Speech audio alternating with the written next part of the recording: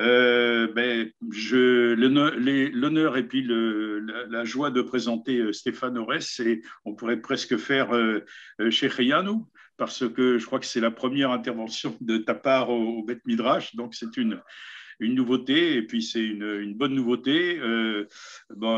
Comment présenter Stéphane? C'est un membre relativement récent de notre communauté, mais tout de suite il a bien marqué sa place. On l'apprécie beaucoup on voit bien qu'il a une formation juive très très solide, qu'il s'acquitte très bien des nouvelles tâches qu'on lui inflige de temps en temps, à savoir être gabaye, qui est pas une tâche de toute facilité. Il faut avoir la présence d'esprit, la mémoire, etc. Et puis, voilà, donc merci Stéphane d'avoir accepté de prendre part à ce Beth Midrash et ça sera certainement le début d'une série. Et donc, Stéphane, c'est à toi, Bechavod. Merci beaucoup, merci de la confiance que vous m'avez témoignée en me proposant de faire cette dracha. Enfin, puisque finalement, vous n'en savez rien de ma capacité à le faire. J'espère être à la hauteur. Alors, surtout que les antécédents familiaux, paternels sont là et il faut pouvoir être à la hauteur. Alors, la sidra de la semaine, je pense que, de la semaine dernière, donc jusqu'à hier, c'était Vayera. Je pense que vous le savez. Et que c'est une sidra qui est extrêmement intéressante puisqu'il y a énormément de sujets qui sont abordés. C'est d'une richesse très grande et c'est peut-être même une des plus riches du Chumash, du Pentateuch. On ne peut pas parler de tout. Alors, j'ai proposé de parler d'un des sujets qui paraît quand même un fil conducteur dans cette sidra, c'est le thème du voir, le thème du regard. En effet, tout au long de la sidra, on a des occurrences de la vision, du regard, du voir, déclinées sous plein de formes avec beaucoup de significations parfois différentes. Alors, on va suivre le plan suivant. D'abord, je vais quand même vous rappeler succinctement les différents sujets rencontrés dans Vayera. On en a déjà parlé, enfin, vous le connaissez peut-être, mais enfin, ça ne fait pas de mal de le rapporter. Et puis ensuite, nous nous pencherons sur les principales occurrences du voir en soulignant les spécificités. On parlera aussi, on essaiera de réfléchir un peu sur quelques types particuliers de regards rencontrés. Donc, on essaiera de réfléchir un peu plus. Et puis, j'espère que ce sera aussi l'occasion de débattre parce que les idées, les vôtres, sont hyper importantes à confronter. Alors, tout d'abord, les sujets qu'aborde Vayera. Alors, le mot Vayera, on sait que le titre, en général, il est lié au premier mot.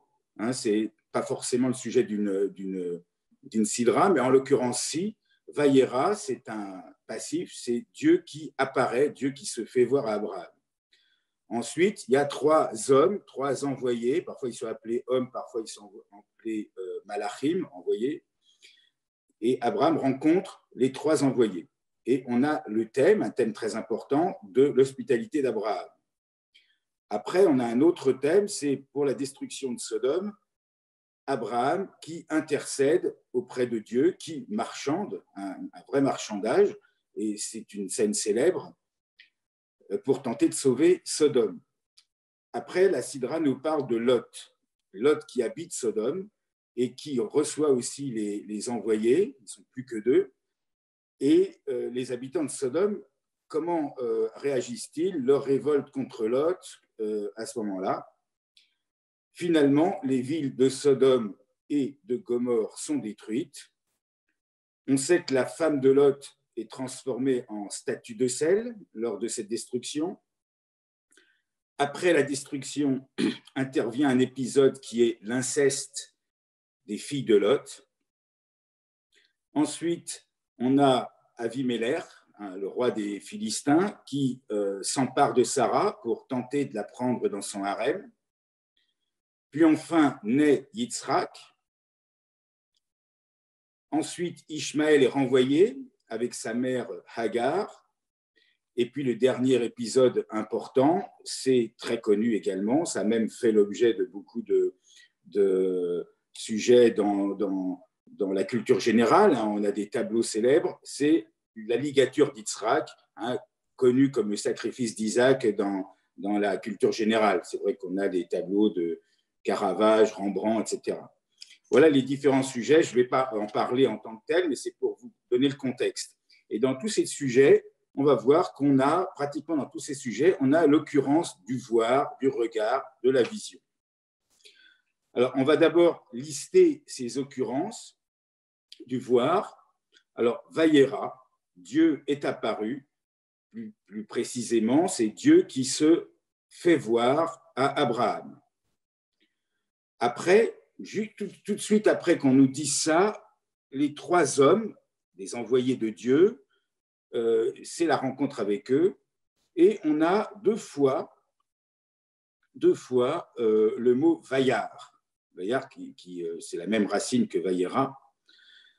Pour la deuxième des deux fois, Rashi nous dit que ça ne veut pas dire voir, mais ça veut dire comprendre. C'est-à-dire que quand Abraham voit, il comprend.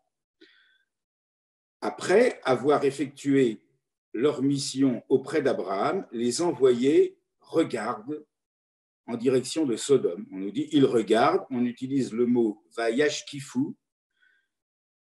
qui veut dire regarder, mais d'après Rashi, c'est un mot qui a une idée péjorative. Donc, quand ils regardent en direction de Sodome, c'est un regard péjoratif.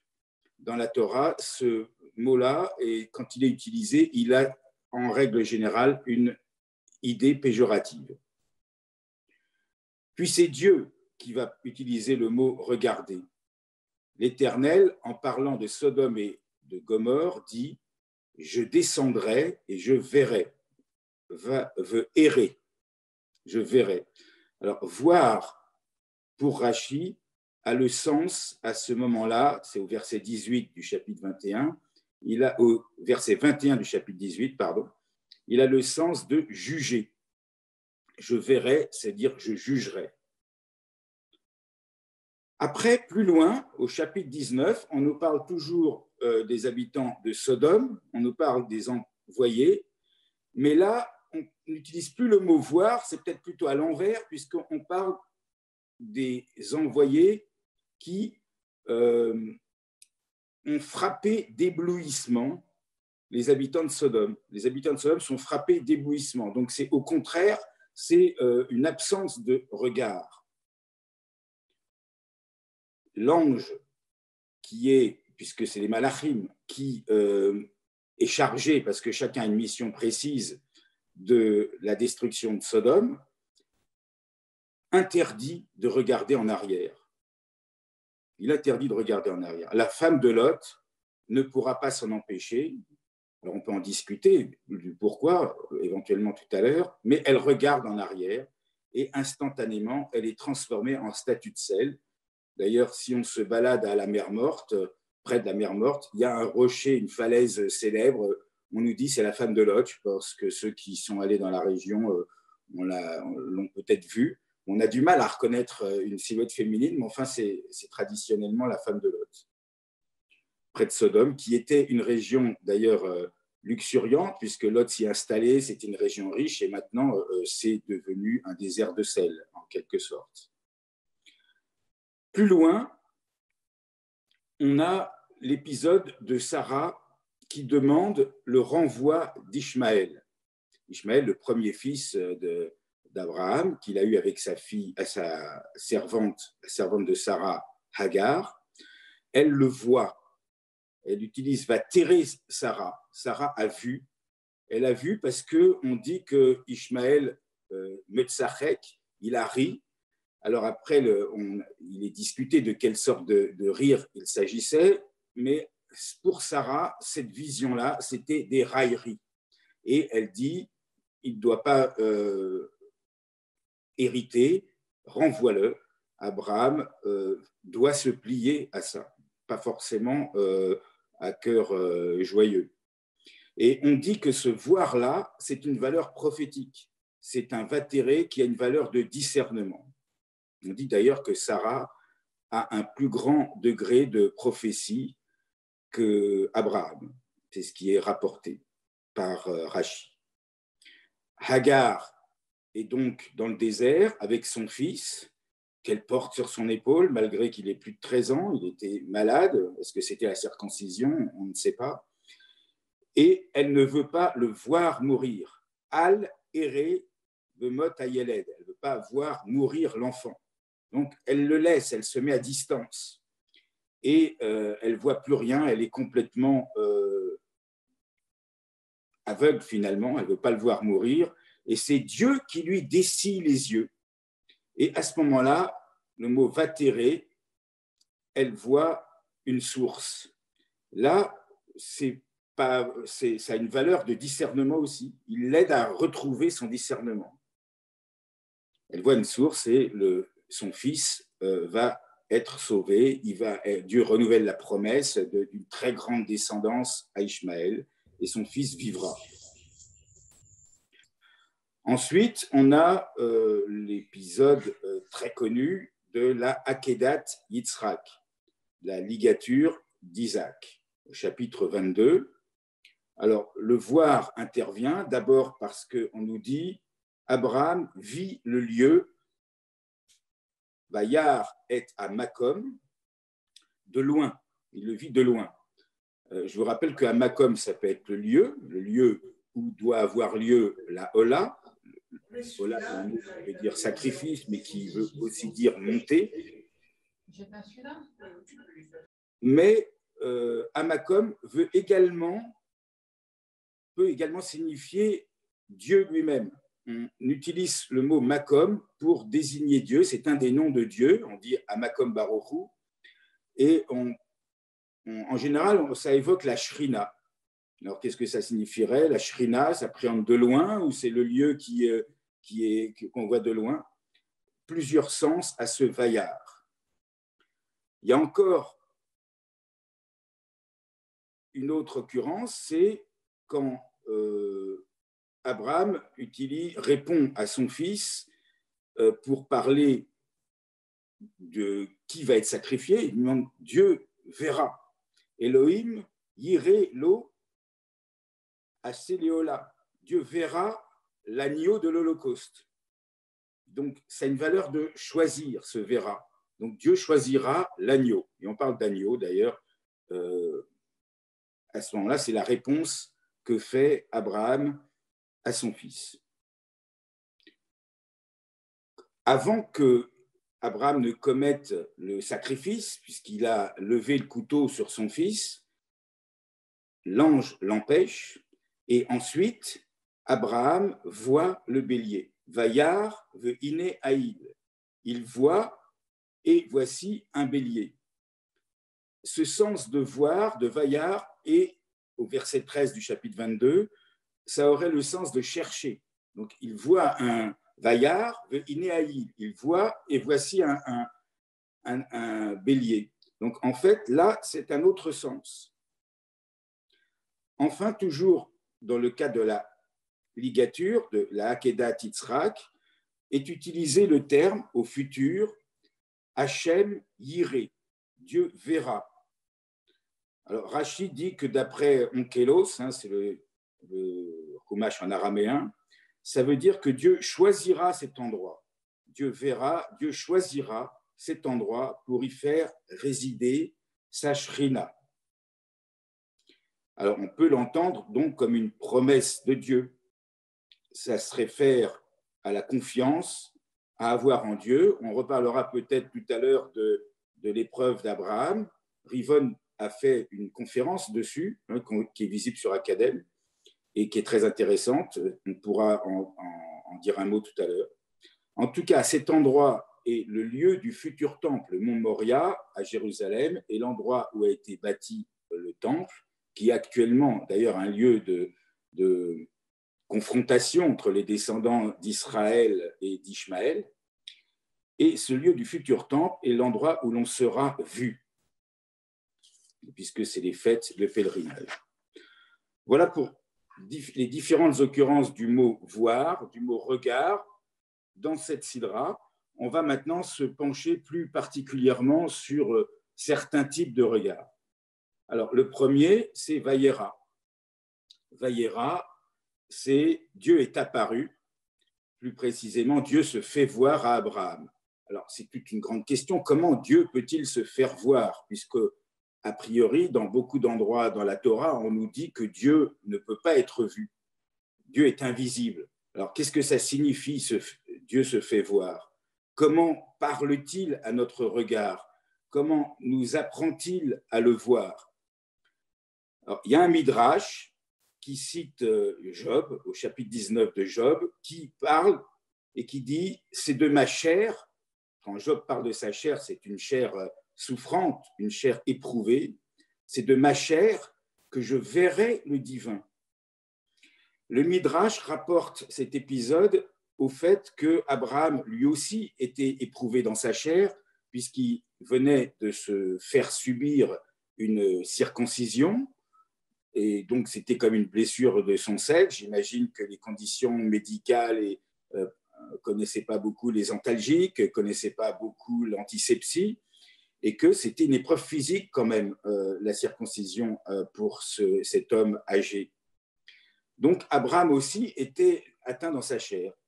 Donc, le Midrash rapproche les deux circonstances. Et puis, quand Vayera commence, on nous dit Dieu est apparu, et tout de suite, il y a l'épisode des anachim, des hommes, des envoyés qui arrivent. Et c'est un petit peu Abraham, tout de suite, c'est comme s'il s'adresse, on ne sait pas s'il s'adresse aux envoyés ou à Dieu lui-même, il utilise le mot Adonai, Adonai écrit en toutes lettres, pas le tétragramme, mais en même temps, il est écrit Kodesh dans la marge, donc d'ailleurs, c'est écrit avec un kamatz à la fin, donc les Ashkenazes diraient Adonai, et il s'adresse, ça veut dire mes seigneurs, il s'adresse aux envoyés, mais en même temps, il parle à Dieu. On ne sait pas trop à qui il parle parce qu'il commence au pluriel et il finit au singulier comme s'il parlait à Dieu. Il demande à Dieu d'attendre parce qu'il y a 3 invités qui arrivent et que ça prime même, il lui dit ne t'en va pas, ne passe pas, mais il faut que je m'occupe des invités, c'est quelque chose d'une importance supérieure. Qu'est-ce qu'on en peut tirer comme leçon? Il semblerait que ce soit plus important de s'occuper de ses hôtes, de ses invités, des créatures, en fait, que de la présence divine. Finalement, qu'est-ce qui s'est passé? Dieu, qui est apparu à Abraham, puis tout de suite les envoyés arrivent, Dieu détourne le regard d'Abraham vers les créatures. D'abord, Dieu apparaît, puis ensuite, Vayar et Anachim. Dieu détourne le regard d'Abraham vers ses créatures. Finalement, qu'est-ce qu'on peut en dire? La visibilité de Dieu, elle se fait à travers le souci qu'on a de ses créatures. Et l'humanité d'autrui, recevoir l'humanité d'autrui, c'est un premier type de regard. Est-ce que vous voulez qu'on discute tout de suite ou à la fin, ou s'il y a des questions là-dessus, ou je ne sais pas, qu'est-ce que vous, d'habitude, comment vous procédez? On passe, d'accord. Alors, un deuxième type de regard, c'est très, très différent, c'est à Sodome. À Sodome, on sait que Lot reçoit les envoyés et les envoyés veulent s'emparer, les habitants de Sodome veulent s'emparer de ces envoyés. Ils ne sont plus que 2 parce qu'ils étaient 3, chacun avec une mission. L'un d'entre eux avait comme mission d'annoncer la naissance d'Yitzhak à Abraham et à Sarah. Sa mission étant accomplie, on n'a plus que 2 envoyés. L'un, on peut dire ce qu'ils vont faire après, 2 envoyés, et les envoyés frappent les habitants de Sodome d'éblouissement. C'est-à-dire qu'ils ne vont plus pouvoir trouver la porte de la maison de Lot pour y rentrer. Ils ne sont plus capables de voir. Ce qui leur a été ôté, c'est la possibilité d'un regard. Mais quel genre de regard ont les habitants de Sodome? C'est un regard qui cherche à s'approprier autrui. Autrui n'est plus un être humain, il n'y a plus d'humanité, c'est une chose. C'est un regard qui considère autrui comme une chose à s'approprier. C'est ça le regard des habitants de Sodome. N'a vraiment rien à voir comme regard avec le regard d'Abraham qui voit Dieu et qui reçoit l'humanité d'autrui. C'est vraiment mis l'un après l'autre, en quelque sorte, c'est vraiment un contraste. On a d'autres regards encore, par exemple, l'aveuglement d'Agar. Hagar, donc la mère d'Ishmaël, servante de Sarah, qui a donné Hagar à Abraham pour essayer d'avoir un fils par l'intermédiaire de sa servante, puisqu'elle était stérile. Hagar est chassée avec son fils, c'est plutôt son fils qui est chassé, puisque c'est son fils qui arrive. Mais enfin, on ne sait pas, il y a une jalousie, vous savez, entre Sarah et Hagar. Est-ce que c'est vraiment la prophétie? Elle voit le rire d'Ishmaël comme étant un rire qui est de raillerie en ce qui concerne l'héritage, et elle obtient qu'il soit chassé avec sa mère. Et sa mère, elle ne veut pas voir, il a encore utilisé le mot voir, elle ne veut pas voir son fils mourir. Et donc, c'est un aveuglement, elle ne voit plus rien, et elle a un aveuglement de désespoir. Le désespoir est une sorte d'aveuglement. C'est Dieu qui lui dessille les yeux, et dès que Dieu lui dessille les yeux, elle aperçoit une source. Finalement, le regard qui est redonné à Hagar, c'est un regard d'espoir. Et l'espoir, qu'est-ce que c'est? C'est de voir même au-delà de ce que les yeux peuvent voir. Finalement, c'est de voir avec le cœur. On voit au-delà de l'horizon. On voit au-delà de ce qu'on pourrait voir.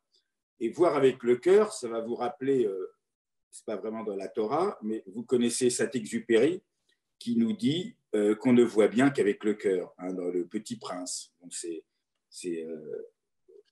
un petit peu un regard d'espoir. On a encore un autre type de regard dans les derniers versets de la Sidra.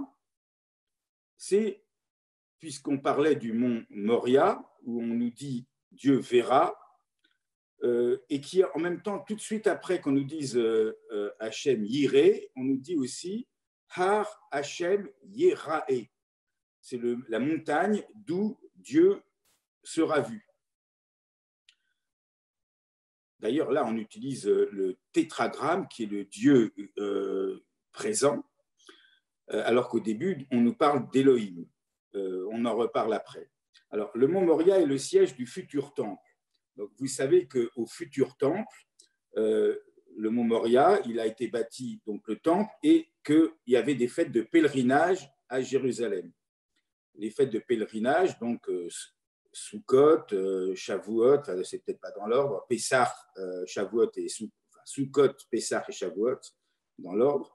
Les Hébreux se rendaient 3 fois par an à Jérusalem, et les Hébreux étaient un peuple, beaucoup de paysans, de cultivateurs, d'artisans, de commerçants.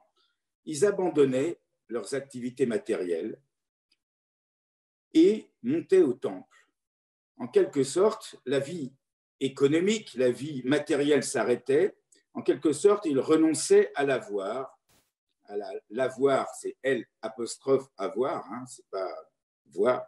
Ils renonçaient à l'avoir pour s'exposer à l'approche de Dieu. Dieu qui est plus appelé Elohim, comme je disais, mais le tétragramme. Elohim, c'est le Dieu de rigueur. Le tétragramme, c'est Yud, He, Vav, He. C'est la déclinaison du verbe être, hein, passé, présent, futur, qui représente, qui signifie l'être, avec une majuscule. En quelque sorte, pour découvrir, pour appréhender l'être, pour découvrir les richesses de l'être, il fallait être capable de transcender l'avoir. On laisse tout le matériel et on va vers l'être. Regarde, Dieu sera vu, l'être pourra être vu, c'est un regard anti-Sodome. C'est tout à fait différent du regard des habitants de Sodome. c'est pas du tout s'approprier, c'est au contraire vivre dans l'être.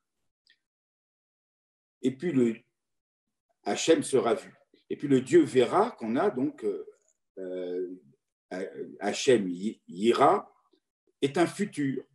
Alors pourquoi c'est important le futur? Parce que ça rapporte encore, et on en reparlera peut-être pour évoquer la conférence de Rivon, c'est la confiance, puisque Rivon nous fait le lien entre la confiance et le pseudo-sacrifice d'Isaac. Alors la confiance à avoir en Dieu. Alors, je vous rappelle très vite qu'est-ce que voulait dire Rivon, c'est que c'est curieux quand même que quand Dieu lui dit tu prends ton fils, ton unique, il finit par dire Yitzhak, parce que Abraham dit mais lequel? Une fois que Dieu lui a dit de l'emmener et d'aller faire un holocauste, faire un hola, qui veut dire holocauste, mais en même temps, c'est la racine de monter. Si on avait le temps, on pourrait voir que ça peut avoir plusieurs sens, le mot hola. Abraham, d'habitude, il est prolixe. Abraham, il dit rien. Il part, il fait, il part. Alors qu'il est si prêt à discuter pour défendre ce qui le concerne comme étant injuste, comme dès qu'il voit que c'est quelque chose d'injuste, il n'hésite pas à marchander. Il manifeste beaucoup d'émotions. Abraham, c'est quelqu'un qui semble être très émotif. Rappelez-vous, il renverse, il brise les idoles de son père, il marchande, il ose marchander avec Dieu pour Sodome. Même quand Sarah dit qu'il faut chasser Ishmaël et Hagar, il est très contrarié. Il finit par le faire parce que c'est Dieu qui lui dit, mais si, tu vas le faire. Mais il est c'est quelqu'un qui a beaucoup de cœur, on le sent, l'empressement à donner l'hospitalité aux envoyés. Il ne sait pas forcément il a peut-être vu que c'était des anges, mais enfin, il est physiquement diminué. Alors, il court, il se prosterne, il va chercher des bestiaux pour leur donner à manger, des agneaux. Et donc, il est dans l'action, il réagit. C'est quelqu'un qui réagit beaucoup. Et je ne dis pas au quart de tour, mais pourquoi pas. Là, rien. On lui dit, tu prends ton fils, ton unique, il prend tout le matériel, il sait bien à quoi ça va servir, il prend un couteau, il prend tout, et puis il se tait. Finalement, il a confiance. Et cette 10e épreuve, qui sera la dernière, eh bien, c'est l'épreuve de la confiance. Il prépare tout sans rien dire. Et puis, comme dit Rivon, il a des signes, il lui dit, nous, aux serviteurs, nous reviendrons. Quand on lui demande, quand il voit le lieu de loin, il dit aux serviteurs, vous restez là avec l'âne et nous reviendrons. C'est-à-dire, est-ce que c'est un mensonge pour qu'il se taise ou simplement il le croit vraiment? Moi, je pense qu'il a confiance. Il a vu la Shrina de loin, puisqu'il a vu le lieu de loin. Alors, est-ce que la Shrina s'appréhende que de loin ou elle s'appréhende même de loin? Je ne sais pas comment il faut lire la chose. Il a une confiance absolue. Et puis, donc, Rivon nous dit que c'est l'épreuve de la Kedat Yitzhak, c'est l'épreuve de la confiance que Abraham a en Dieu. Comme si Abraham sait que Dieu ne va pas lui faire tuer son fils, puisque Dieu a promis qu'il aurait une descendance par son fils. Pourquoi lui ferait-il sacrifier son fils? Et moi, je me suis demandé, est-ce que j'ai le droit de le demander? Est-ce que c'est vraiment une épreuve pour Abraham? Moi, je pense que c'est aussi Abraham qui met Dieu à l'épreuve. Dieu lui dit, tu prends ton fils, il lui dit, ok, d'accord, j'y vais. Il prend, il dit rien, il y va. Et il prend le couteau, il dit, tu me fais un challenge, tu m'as dit que j'aurais une descendance par mon fils, et tu veux que je le sacrifie, je fais. Et finalement, c'est comme un peu au poker, c'est Dieu qui dit, arrête maintenant. Hein. C'est Dieu aussi qui est mis à l'épreuve par Abraham. Après, il n'y aura plus d'épreuve.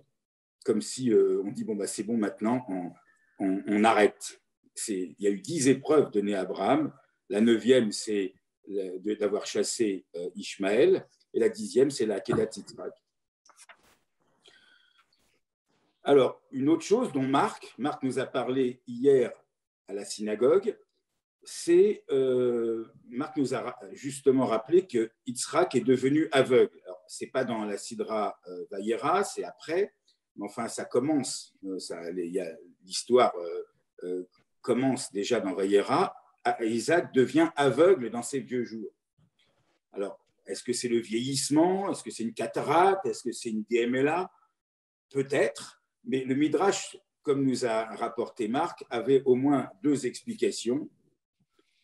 Les anges auraient versé des larmes quand Yitzhak était ligoté, larmes qui seraient tombées dans les yeux de Yitzhak. Et c'est ça qui aurait rendu Yitzhak aveugle. Une autre explication, c'est que Yitzhak a vu la Shrina. Peut-on vivre après avoir vu la Shrina? Sans doute que devenir aveugle est le moyen de survivre, puisqu'il y a des choses qu'on est censé ne pas être capable de voir. Donc, Marc pourrait nous en reparler s'il veut. Il nous en a très bien parlé hier à la synagogue. Encore autre chose sur la vision que nous donne sur le sujet de la vision que nous donne cette sidra. Elle nous parle aussi de la nécessité de ne pas voir, parce que tout ne se donne pas à voir. Un exemple, on a parlé bien sûr de l'exemple de la femme de Lot, qui se retourne alors qu'on lui a dit, on a dit à Lot qu'il ne fallait pas regarder, elle ne peut pas s'en empêcher, elle se retourne, elle est instantanément transformée en statue de sel. Alors, qu'est-ce qu'on peut en dire? On pourrait dire que c'est simplement parce qu'ils n'avaient pas le droit de voir cette destruction, ils n'étaient pas si méritants que ça, Lot et sa famille, et qu'ils ont été sauvés surtout parce qu'il était le neveu d'Abraham et qu'ils ne méritaient pas de voir la punition des autres, ils n'étaient peut-être pas si méritants. On peut aussi dire que c'est un enseignement pour se dire à nous, dans notre présent, ne nous retournons pas. Quand quelque chose doit être détruit dans notre passé, il faut regarder vers l'avenir, que si on reste les yeux tournés vers ce qui a été, vers ce qui n'est plus, vers ce qui doit être détruit, eh ben, on reste figé dans le passé. Et finalement, elle regarde derrière elle, alors que la vie doit changer, et elle est figée vers le passé. C'est aussi une leçon sur quelque chose, une épreuve nous arrive, une destruction nous arrive, tournons-nous vers l'avenir et cessons de regarder vers ce qu'on ne peut pas empêcher d'arriver. Un autre exemple que nous dit indirectement cette sidra sur la nécessité de ne pas voir, c'est les filles de Lot. Vous savez, les filles de Lot ont commis un inceste avec leur père. Successivement, les deux filles commettent un inceste avec leur père. Alors, c'est vrai que l'inceste, ça nous paraît une chose inacceptable. Alors, elles ont eu des raisons qui étaient justifiées à leurs yeux. Elles l'ont fait parce qu'elles sont persuadées que l'humanité a disparu. Que quand il y a cette destruction de tout leur univers à Sodome, elles pensent qu'il n'y a plus rien. Il n'y a plus qu'elles et leur père. La mère a disparu, elle a été changée en statue de sel. Elles avaient des maris, puisqu'on parle des gendres. Les gendres n'ont pas voulu quitter Sodome. Ils ont dit non, on n'y croit pas, on reste. Donc les gendres ont disparu avec le reste de Sodome. Et donc, il n'y a plus qu'elles et leur père. Elles se disent il faut repeupler la terre. Donc, elles consomment un inceste successivement avec leur père qu'elles ont enivré pour qu'ils ne reconnaissent même pas que c'est ses filles. Alors, pourquoi je vous parle de ne pas voir? Parce qu'à Kippour, vous vous rappelez la liturgie de Kippour, on nous fait toute une liste des interdits sexuels, l'inceste bien sûr en fait partie, et on parle de dévoiler la nudité, comme si l'inceste c'est le voilement, c'est de ne pas laisser le voilement de la nudité. Donc c'est quelque chose qu'on n'a pas à voir. Et là, donc elles ont dévoilé la nudité de leur père. Encore un autre exemple sur les gens qui voient ou qui ne voient pas, c'est au début de la Sidra, on nous dit Vayar Abraham, il voit les hommes qui arrivent, et il nous est dit dans les commentaires que lui les voit, Sarah les verra aussi, mais les serviteurs d'Abraham ne voient pas du tout les envoyés. De même, à la fin, quand Abraham voit le lieu, à Makom de loin, il va tout de suite laisser ses serviteurs. De même, les commentaires nous disent, ils n'ont pas vu. C'est Abraham qui voit, il va s'avancer avec Yitzhak. On ne lui dit pas ce que voit Yitzhak d'ailleurs, mais il s'avance. Les serviteurs ne voient pas, ni au début, ni à la fin. Donc, il y a la nécessité de ne pas voir, et tout n'est pas donné à voir à tout le monde. De la même manière, quand on nous dit que Sarah voit dans la raillerie, dans le rire d'Ishmaël, qu'il ne mérite pas l'héritage, Abraham ne le voit pas, lui. Il n'a pas du tout envie, il n'accepte pas cette colère de Sarah. C'est Dieu qui lui dit, Sarah a vu, tu fais ce que ta femme te dit. Et il obéit. Abraham obéit. Parlons d'autre chose encore sur le voir. C'est un peu indirectement le sujet, c'est l'entendre. Alors, on oppose parfois entendre et voir. D'ailleurs, on voit que parfois les sens n'ont pas de frontières, puisque nous savons que quand les Israélites, les Hébreux, ont reçu les 10 commandements, on dit qu'ils ont vu les voix. Donc là, on mélange entendre et voir. Alors nous, quand on fait le schéma Israël, j'aurais tendance à le traduire par non pas écoute Israël, mais entends Israël. Parce que écouter et voir et entendre, ce n'est pas la même chose. Écouter en hébreu, c'est plutôt le hakshiv que l'ishmoa, qui veut dire entendre.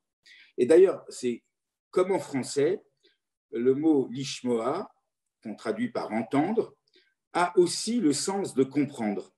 En français, entendre aussi a le sens de comprendre. On dit à quelqu'un, j'entends bien ce que vous dites. Pourtant, entendre, et moi, c'est une question que je vous pose. Entendre, pour moi, c'est un mot, c'est une notion passive. On entend. Je suis dans la rue, j'entends les voitures, j'entends. Alors que l'acte actif, si on peut dire qu'un acte soit actif, c'est écouter. Écouter, ça nécessite un effort. Or, pourtant, quand on veut dire comprendre, on dit c'est juste le fait d'entendre qui nous permet de comprendre. On pourrait imaginer que c'est quand on écoute qu'on devrait comprendre. Et même dans la Torah, c'est dit, on dit naaseh venishma. Faites d'abord et entendez, comprenez ensuite. On ne dit pas écoutez, on dit faites pas l'effort, vous faites et puis vous comprendrez. Comme si la compréhension était passive.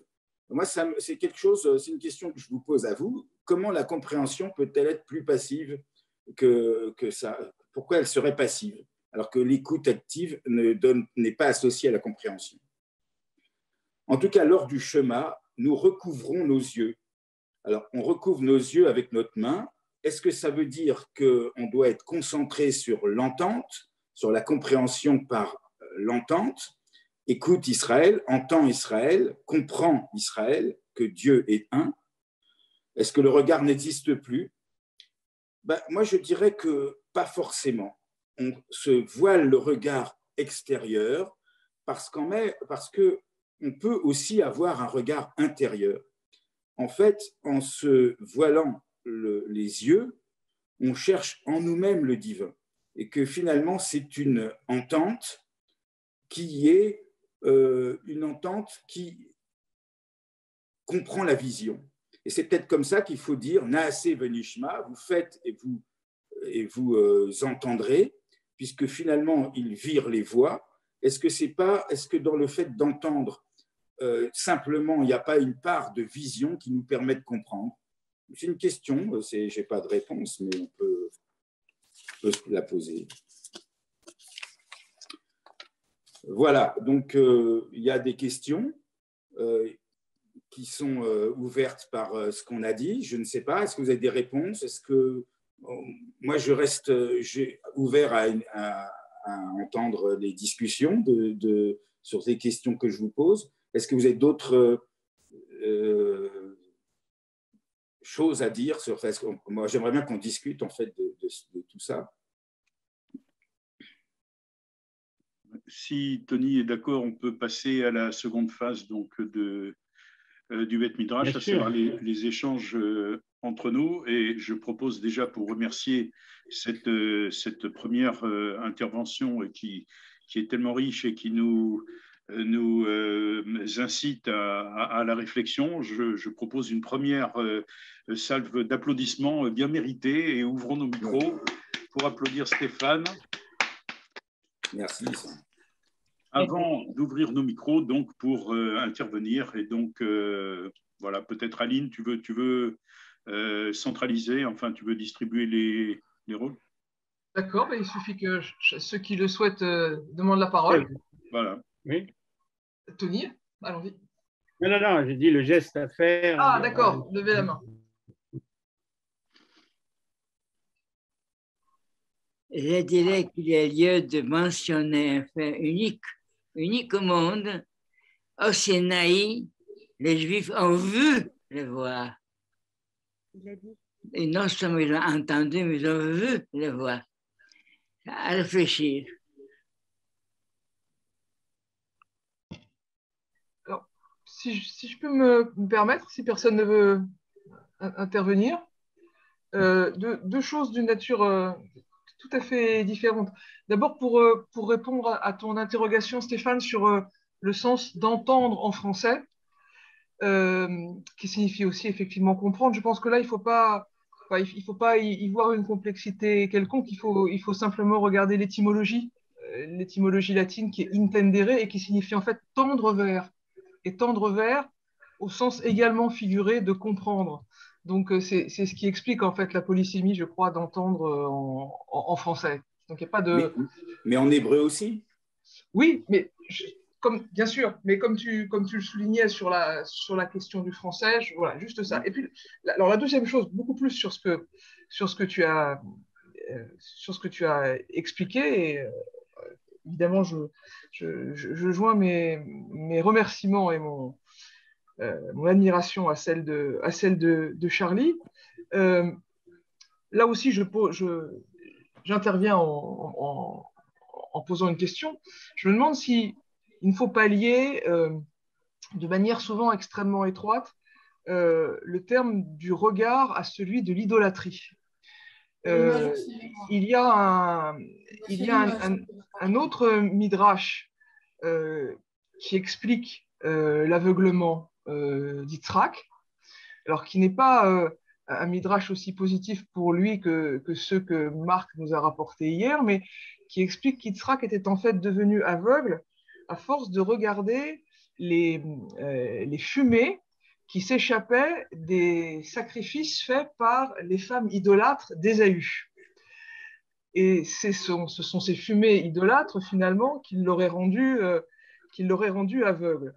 Et je crois qu'on peut voir, et ça ressort, me semble-t-il, des exemples que tu as donnés, finalement, il y a idolâtrie quand le regard n'est pas mis à distance. Que ce soit pour des raisons positives, Abraham, l'amour qu'il éprouve pour Ishmaël, l'empêche en quelque sorte de voir ce que Sarah voit. Les filles de Lot, elles sont tellement attachées finalement à l'importance qu'elles sont incapables de voir au-delà et donc incapables de ne pas se retourner.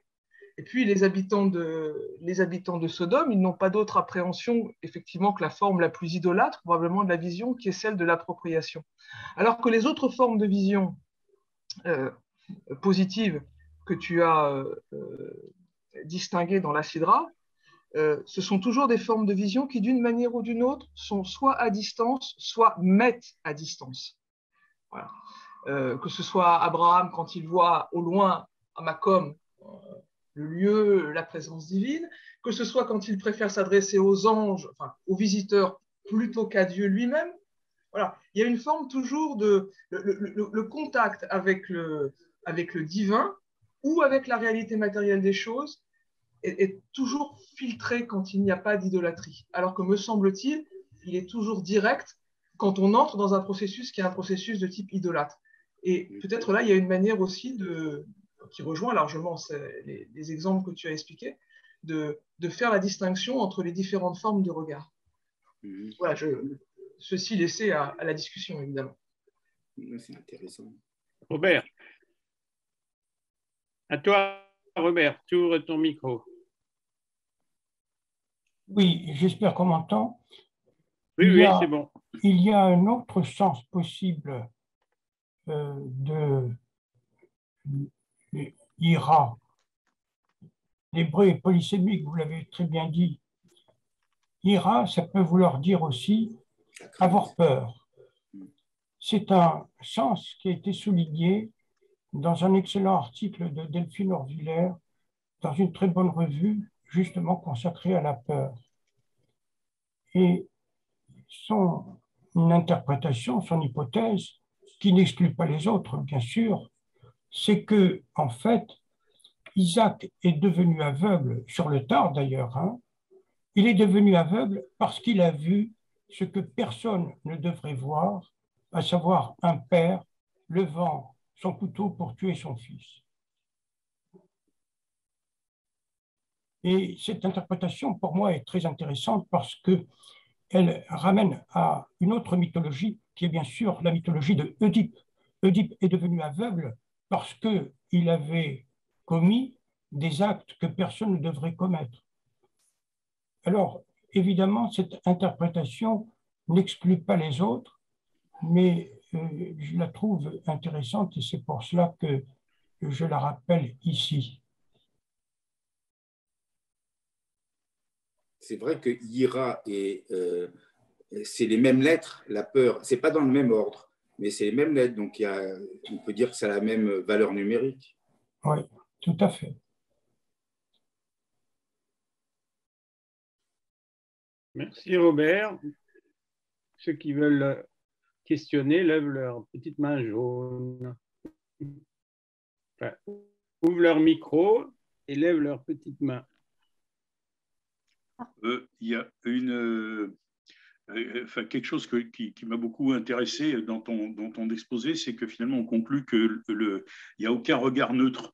Ce n'est pas seulement un phénomène physique de lumière qui frappe la rétine et on observe des formes, etc. Mais le regard, c'est vraiment le fondement du lien entre les humains. Et comme tu as dit, il peut y avoir un regard malveillant, il peut y avoir un regard possessif, et il peut aussi y avoir un regard d'espoir. J'ai trouvé que la formule était très très bonne. Hein. Qu'est-ce que c'est qu'un regard d'espoir? C'est un regard avec le cœur, c'est-à-dire on va au-delà des apparences et on se dit que même si les apparences ont l'air complètement catastrophiques et sans issue, finalement, on essaye de voir le positif derrière. En tout cas, on essaie d'espérer qu'il y a le positif derrière. Donc ça, c'est intéressant, cette histoire du regard qui crée un lien entre les humains. Et c'est pourquoi je crois, il me semble que dans la tradition, il y a quelque chose qui est très difficile à accepter, qui est difficile à comprendre, qui est que, si je ne m'abuse, alors je parle sous le contrôle de Talmidei Chachamim, que Iver Nershav Ke Netul Yetzerara, celui qui est aveugle est considéré comme n'ayant pas de Yetzerara. Et ça, c'est troublant comme affaire parce qu'effectivement, ça montre toute l'ambiguïté du regard, comme tu l'as bien souligné, Stéphane. Voilà, donc ça, j'ai trouvé que il y a aussi peut-être quelque chose sur lequel on pourrait réfléchir à propos de ce que tu as dit sur le fait que les gens allaient 3 fois par an lors des fêtes de pèlerinage, ils allaient au temple pour se faire voir. Irae kol zerucha. Alors, sans du tout avoir une opinion là-dessus, je ne sais pas, c'est une simple question que je me pose et que je vous pose. C'est un rapport avec le lien avec la terre d'Israël. C'est-à-dire, comment se fait-il que dans le Talmud babylonien, on dit Tashma, viens, écoute, alors que dans le Talmud de Jérusalem, on dit Tachazi, viens et vois, comme si le regard changeait de nature quand on était sur la terre d'Israël. Et ça, c'est quelque chose qui est très troublant. Et voilà, c'est des réflexions qui me viennent suite à ton exposé. C'est vrai que la frontière entre voir et entendre est parfois, comme on disait, ils virent les voix. Hein, c'est parfois, c'est comme Shamor Vezachor dit Bourechad. Parfois, il y a 2 notions qui doivent être. Il faut peut-être considérer qu'ils voyaient, ils entendaient à la fois. On leur dit les 2 choses. comme on dit dans Shamor, Vezachor, pour dire le Shabbat dans les 10 commandements qui ne sont pas pareils. Il peut y avoir 2 verbes pour montrer qu'il y a 2 notions simultanées en même temps. Peut-être qu'il fallait venir pour voir et pour entendre. Je ne sais pas.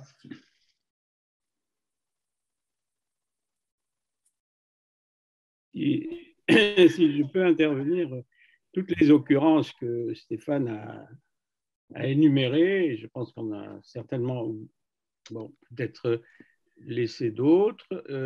Dans la chronologie, la première fois qu'apparaît, disons, le fait de voir et qu'il soit accompagné par quelque chose de pas toujours très sain, c'est le fils de Noah, Ham, qui sera le père de Canaan. Bon, qu'est-ce qui fait qu'on c'est fini, qu'on va sortir de l'arche et que Noé est très content, mais il boit le vin de la vigne, il est saoul, et Ham entre dans la tente et qu'est-ce qu'il voit? Il voit la nudité de son père. Et ça va coûter très cher par la suite, puisque Canaan va descendre de Ham, alors que les 2 frères, Shem et Yafet, avertis par Ham, qui leur dit « Venez voir ». Eux, ils ne veulent pas voir, ils couvrent leur père d'un manteau et pour ne pas voir sa nudité, et ils quittent la tente en reculant sans regarder, sans poser un regard. Donc voilà, la vue et le dévoilement, comme a très bien dit Stéphane, qui peut conduire évidemment vers l'inceste aussi, et là, dès le début, dans Noach. Voilà. On peut parler plus tard, si on a le temps, de l'histoire où pendant les fêtes de pèlerinage, les Hébreux, les fils d'Israël, vont se faire voir qu'est-ce que ça signifie. Et c'est dans ce Talmud qui prolonge la Mishnah, Hagiga, il y a les fameux 4 sages qui vont entrer dans le Pardès, et il y a des problèmes, parce que celui qui veut voir, il est tué, et puis on expliquera ça si on peut tout à l'heure. Donc toujours la question de vision, étant entendu que ces sages, ces très grands sages, ont envie de voir ce qui peut être vu de là-haut. Bon. Mais n'allons pas trop vite et restons à ce début, et en suivant voilà, l'énumération que nous a très bien donnée Stéphane dans les occurrences de ce qu'est voir. Donc Noach, j'insiste, qu'est-ce qu'on peut en dire là-dessus? J'ai une idée, ça me fait penser on peut le mettre en opposition avec les filles de Lot, qui dévoilent aussi la nudité de leur père et qui même vont encore pire, si on peut dire, elles commettent réellement l'inceste. Elles vont être enceintes, elles vont concevoir chacune.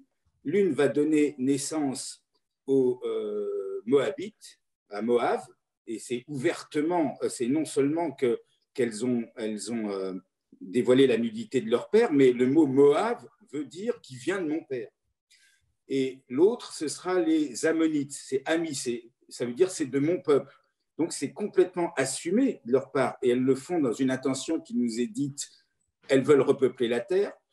Et pourquoi tu parles de la descendance de Ham, qui va être les Cananéens, mais la descendance des filles de Lot, bien que les Moabites, on leur dise ne cohabite pas avec les Moabites, on sait que Ruth était une Moabite, voilà. Et Ruth va être l'ancêtre du Mashiach, l'ancêtre de David, dont va venir le Mashiach. Et je crois aussi qu'il y a parmi les Ammonites, il y a quelqu'un qui va être, il y aura aussi une descendance qui va être incluse dans l'ascendance du Mashiach. Du côté maternel, en tout cas, le Mashiach va descendre de l'inceste des filles de Lot. Donc, dans cet inceste-là, dans ce dévoilement de la nudité, il n'y a pas du négatif. C'est bien que ce soit quand même un des interdits les plus forts de la Torah. C'est le Mashiach vient de là. Je crois que Madeleine a demandé la parole. Oui. Vas-y, Madeleine. Voilà, écoutez, d'abord, merci beaucoup à Stéphane de cette analyse si belle du verbe voir, de façon non seulement étymologique, mais je dirais même psychologique, parce qu'on voit que ces visions-là viennent de l'intérieur plutôt que des yeux eux-mêmes. Et il y a un verbe voir qui est sous-entendu, qu'on ne dit pas, c'est lorsque Isaac dit à son père, voici le feu, le couteau, où est l'agneau?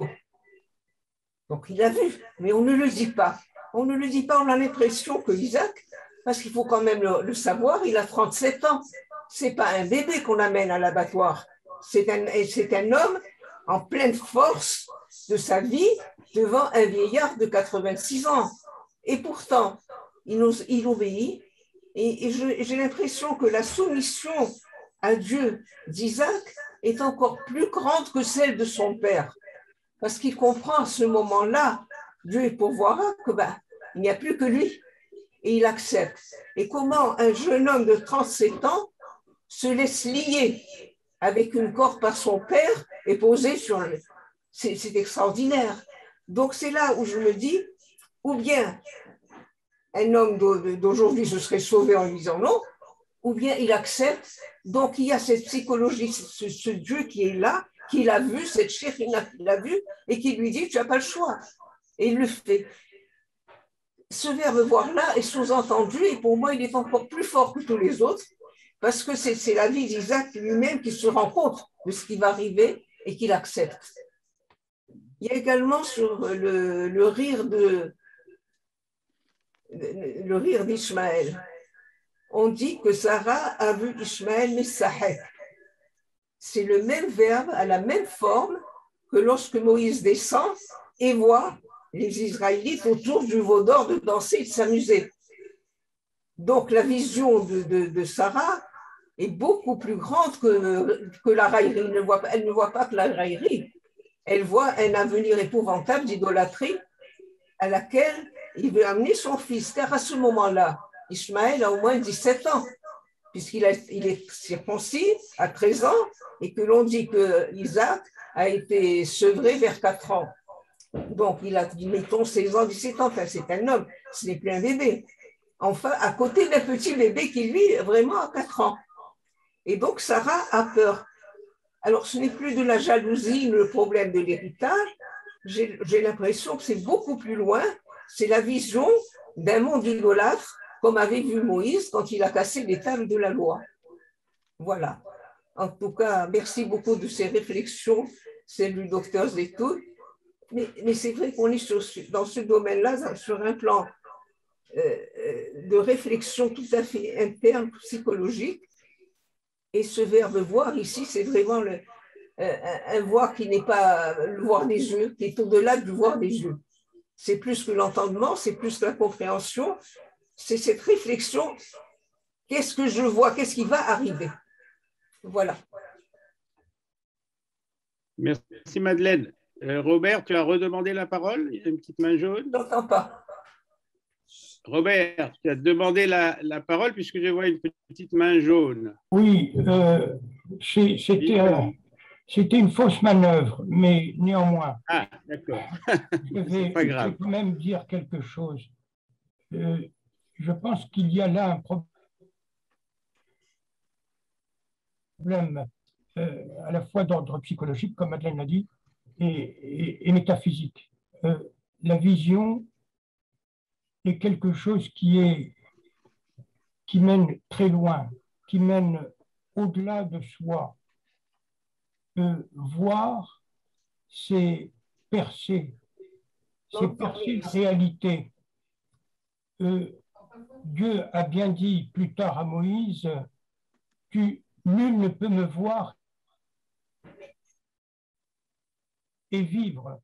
Voilà une parole très forte qui, ramenée à la situation d'Abraham, Isaac lors de la ligature, nous permet peut-être de comprendre ce que je disais tout à l'heure, à savoir la crainte de voir ce qu'on ne peut voir, ce qu'il est interdit de voir. Voilà. Merci Robert. Ceux qui ne parlent pas, fermez votre micro. Ça fait penser aussi toute cette... Madeleine, tu peux fermer ton micro, Madeleine? Madeleine, tu veux bien fermer ton micro? Parce que ça parasite. Voilà, merci. C'est fait.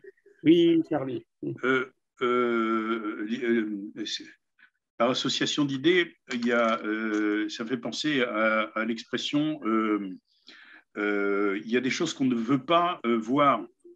Je dis ça parce qu'il y a un site sur un groupe Facebook, quand on est sur les réseaux sociaux, qui s'appelle Voir ce qu'on voit et entendre ce qu'on entend, quelque chose comme ça. Moi, c'est aussi Pierre Dac qui dit avec humour, quand on voit ce qu'on voit et qu'on entend ce qu'on entend, on a raison de penser ce qu'on pense. Mais ça va plus loin que ça, c'est-à-dire, je pense tout simplement à tout ce qui s'est passé dans les années 30 et 50, 60, sur, par exemple, les États totalitaires. Il y a eu, de la part d'un grand nombre d'intellectuels, qui sont supposés être plus lucides que les autres, une volonté de ne pas voir. Une attitude volontaire, justement. Là, on voit aussi la puissance du regard humain, mais dans l'autre sens, dans le sens négatif. C'est-à-dire, il ne voulait pas voir, malgré tous les arguments qu'on pouvait leur opposer, etc., il ne voulait pas voir qu'en URSS, c'était un système totalitaire. Avant la guerre, il y avait toute une série aussi d'intellectuels et de politiciens qui ne voulaient pas voir que l'Allemagne nazie, c'était autre chose que du simple pangermanisme et qu'il y avait là un danger mortel.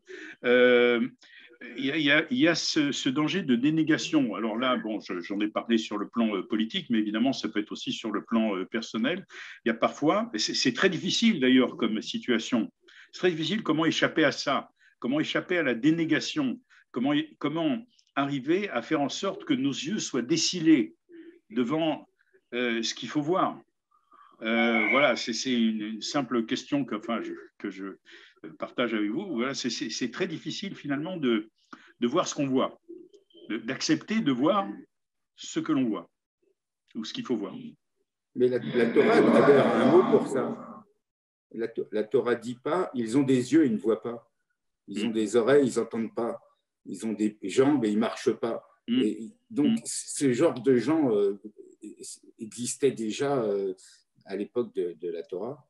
Bien sûr, c'est la condition humaine, bien sûr. Je propose de regrouper toutes ces remarques selon deux lignes, si vous voulez. La première, on l'a touché du doigt là, quelque chose qui met la vision en rapport avec le sexe, d'accord ? Le dévoilement de la nudité. Et il y a beaucoup de choses à dire, certainement. Et l'autre ligne, qui est tout à fait différente dans l'immédiat, c'est le désir de voir en haut, de voir Dieu, d'accord ? Si ça vous paraît utile, regroupons pendant un premier temps ces deux occurrences qui sont très différentes l'une à l'autre. Je ne sais pas ce que tu en penses, Stéphane. Parce que des occurrences du verbe voir, il y en a une tripotée. Hein, et donc, est-ce qu'il y a forcément le désir de voir ? Est-ce qu'il y a forcément le désir de voir ? Je pense qu'il y a plus de façons quand même. C'est que quand les envoyés voient, quand Abraham voit, est-ce qu'il avait envie ? Je ne sais pas s'il choisit ce qui lui arrive, s'il a désiré de le faire. Après, il y a d'autres manières de voir, je pense quand même. C'est que quand les envoyés voient, quand Dieu voit le Sodome, les envoyés regardent Sodome, les notions de jugement. C'est vrai que ces deux notions que tu dis sont importantes, mais on peut en rajouter d'autres. Je pense que c'est difficile il y a tellement de manières de voir, je pense que c'est très multiple. C'est vrai que le dévoilement de la divinité, on pourrait dire ce qui ne se voit pas et ce qui se voit. Mais le désir, je ne sais pas s'il y a un désir dans la vision. Est-ce qu'il y a toujours un désir dans l'acte de voir ? Des fois, on voit et on n'a pas le choix. Et puis, des fois, il ne faut pas voir. Moi, je suis d'accord avec toi quand tu nous dis la notion de dévoilement, dire ce qu'on n'a pas le droit de voir et dans ce qu'on peut voir. Je dirais plutôt comme ça, mais pas forcément dans ce qu'on veut voir. En tout cas, ça peut être passif, la vision, ça peut être actif, ça nous tombe dessus, on entend, on voit. Est-ce qu'on a choisi de le faire ? Est-ce que Sarah choisit de voir Ishmaël rire ? Est-ce qu'elle choisit de voir l'idolâtrie dans le futur ? En fait, on subit aussi la vision. C'est pas négatif de dire ça, mais il nous arrive des choses qu'on est amené à voir et qui ne sont pas forcément désirés. Après, quand les filles voient la nudité de leur père, est-ce qu'elles désirent le voir? Même là, on peut dire que le dévoilement n'est pas toujours forcément désiré. Elles sont obligées de le faire. Je pense qu'il n'y a pas de désir, ni d'un côté ni de l'autre non plus. C'est vrai que autant Ram était en raillerie vis-à-vis de son père, tiens, il est à poil, il est saoul, et c'est un acte négatif. Là, la Torah nous dit elle-même, c'est un inceste positif. Donc, mais c'est vrai qu'il y a ce qui ne se voit pas, il y a ce qui se voit. Je suis d'accord avec toi sur la nécessité de ne pas voir. Et je ne sais pas si on nous dit qu'il faut voir, mais on voit dans d'autres cas et ça nous emmène quelque part. Est-ce qu'on a un désir de voir Dieu? Je pense que le désir de voir Dieu, ce n'est pas parce qu'on le désire qu'on le voit. Nous, on est là à prier, on veut voir des choses. Et qu'est-ce qu'on voit, nous? On ne voit pas grand-chose, en fait. Aline. C'est la prophétie, en fait, qui est là. Ce n'est pas donné à tout le monde. Absolument.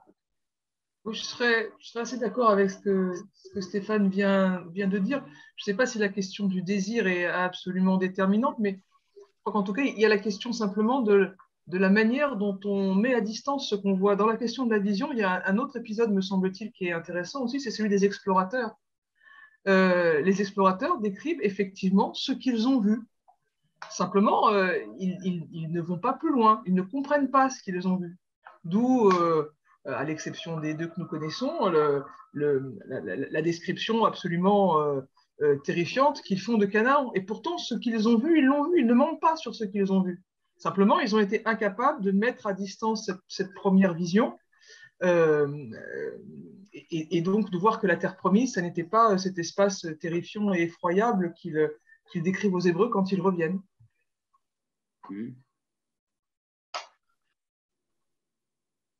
N'oublie pas, Aline, que lorsque les explorateurs racontent ça, Moshe et Aaron ne sont pas présents. C'est vrai. Donc, voilà. Donc, il y a cette spécificité de Moshe par rapport au regard. Robert nous a rappelé, c'est Exode bien entendu, quand Moshe demande à voir, et il lui a répondu, personne ne peut me voir et survivre, je vais passer sur le rocher et tu sauras qui je suis. Très bien, mais Moïse, il voit Dieu quand même, hein. À la fin d'Exode, quand on dit et Moshe parlait à Dieu comme un homme à son prochain. Et lorsqu'il y a une dispute entre Moshe et son frère et sa sœur, la réplique qui consiste à dire pourquoi vous attaquez Moshe comme ça, avec lui je parle et sans intermédiaire. Donc on pourrait retrouver, mais ça n'a rien d'étonnant, hein, rien d'étonnant. Donc il faut qu'on accepte il ne faut pas y voir des contradictions, mais plutôt une polyphonie. Et bon, voilà, c'est OK. Il y a Bernard. Il est très intéressant de voir, de jeter un coup d'œil aujourd'hui, après la guerre, les nazis contre le monde, comment les Européens ont réagi aux crimes nazis. On les a partagés en 4 possibilités. Il y en a ceux qui aidaient les nazis à tuer, à pendre. Il y en a deuxième partie qui regardait faire. Troisième partie européenne qui fermait les yeux. Et enfin la quatrième qui combattait les nazis. C'est comme ça qu'on a partagé toute la population, les millions européens vis-à-vis des nazis. Du point de vue juridique. Qui a le plus péché? Celui qui a regardé, celui qui a aidé, celui qui ferme les yeux ou celui qui combat?